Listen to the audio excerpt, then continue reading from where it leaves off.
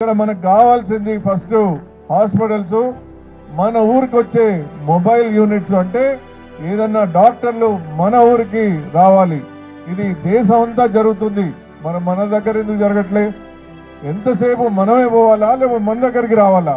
అశ్వారాపేటలో కానీ ముల్కల్పల్లిలో కానీ మంచి ప్రభుత్వ ఆసుపత్రి మొట్టమొదటి రావాలి.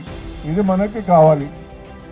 మరి మనం చదువుకోవడానికి మంచి కాలేజెస్ కావాలి, పాఠశాలలు కావాలి. మన పిల్లలు ఇక్కడే కాలేజెస్లో చదవాలి. మనం పని చేసుకోవడానికి పరిశ్రమలు రావాలా లేదా? మనం ఎక్కడికో పోకుండా మన దగ్గరికి రావాలి. మీ బిడ్డలు కానీ మీరు కానీ దగ్గరలో పరిశ్రమలు ఉండాలి. మరి అవి కూడా రావట్లేదు. వ్యవసాయం, దానికి కావాల్సింది మన భూములు ప్రపంచంలోనే మంచి భూములు. ఇది ఇక్కడున్న అశ్వరాపేట కానీ మన ముల్కల్పల్లి మండలం కానీ దమ్మపేట కానీ ప్రపంచంలోనే మంచి భూములు. మనకి కావాల్సింది ముఖ్యంగా మన ప్రదేశం, మన జీవితాలు, మన చుట్టూన్న పట్టణాలు బాగుపడాలి.